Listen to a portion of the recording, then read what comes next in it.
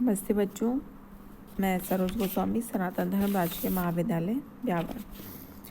आज का हमारा टॉपिक है भारत की जलवायु, जिसमें हम मानसून प्रत्यावर्तन काल के बारे में अध्ययन करेंगे। उसके अंदर हम वायुदाब, तापमान तथा वर्षा के बारे में अध्ययन करेंगे। तो इसमें सबसे पहला ये है अब कि जो मानसून प्रत्यावर्तन काल है, सितंबर के समाप्त होते होते संपूर्ण जो सूर्य है वो दक्षिणी गोलार्ध में प्रवेश कर जाता है। तो जैसे ही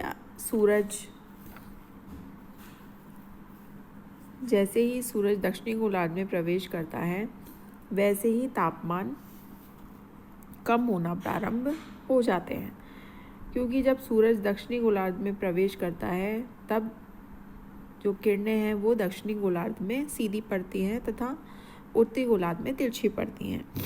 तो जब सूरज की किरणें दक्षिणी गोलार्ध में सीधी पड़ती हैं तब वहाँ आपके जो तापमान है वो ज़्यादा होता है और जो उत्तरी गोलार्ध है उसमें तापमान कम होना प्रारंभ हो जाता है।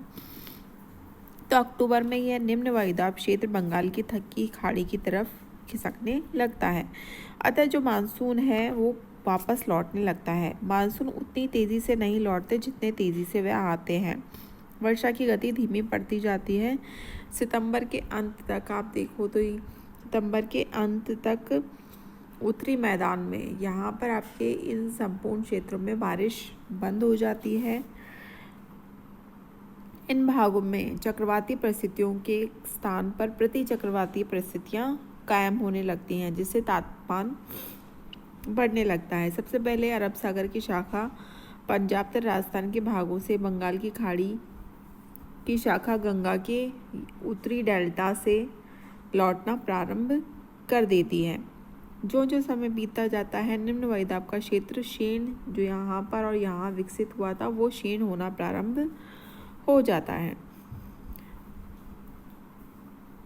पंजाब से लगभग 15 सितंबर को, उत्तर प्रदेश से 1 अक्टूबर को, पश्चिमी बंगाल, महाराष्ट्र से 15 अक्टूबर को मानसून लौटने लगते हैं।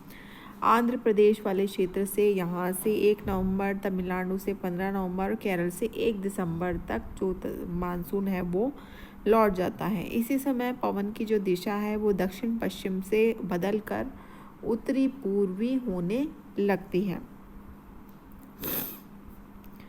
इन्हीं लौटती हुई मानसून पवनों से तमिलनाडु के तटीय क्षेत्र पर वर्षा हो जाती है। अंडमान निकोबार द्वीप समूह में भी थोड़ी बहुत वर्षा इस समय होती है।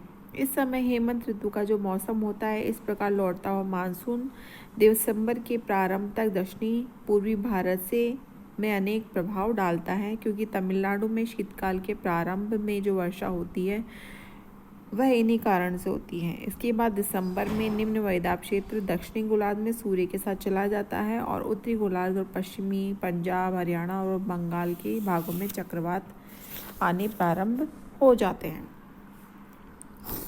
तो इस संपूर्ण क्षेत्र में आपके वायुदाब की दशाएं इस प्रकार रहती हैं। इसके बाद में आता है तापमान। तो तापमान आप देखो तो तापमान जो उत्तरी भारत से मानसून लौटने लगते हैं वैसे वैसे तापमान एकदम से नहीं गिरते। अधिकतम औसत तापमान उतने नहीं गिरते जितने कि न्यूनतम, क्योंकि अक्टूबर और नवंबर में अधिकतम औसत तापमान 37 डिग्री सेंटीग्रेड के आसपास रहता है, जबकि न्यूनतम तापमान 10 डिग्री सेंटीग्रेड से भी कम हो जाता है। उत्तरी भागों में किसी किसी रात्रि में 0 डिग्री सेंटीग्रेड से भी कम तापमान रह जाते हैं।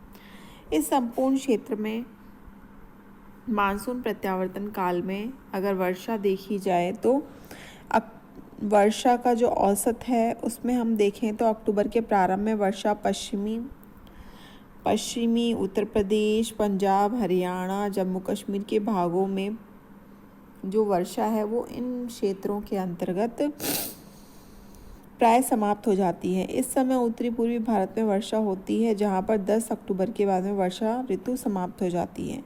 इसी समय अरब सागरीय शाखा दक्षिणी पठार के उत्तरी पूर्वी भागों से नीचे की ओर खिसकना प्रारंभ कर देती हैं और ये लौटती हुई जो हवाएं हैं वो बंगाल की खाड़ी से गुजरते समय आर्द्र बनकर जब पूर्वी तट से यहाँ पर टकराती हैं तो तमिलनाडु के तटीय क्षेत्र पर इस समय बारिश करती हैं और तमिलनाडु और खाड़ी के तटीय भागों में वर्षा कर देती हैं।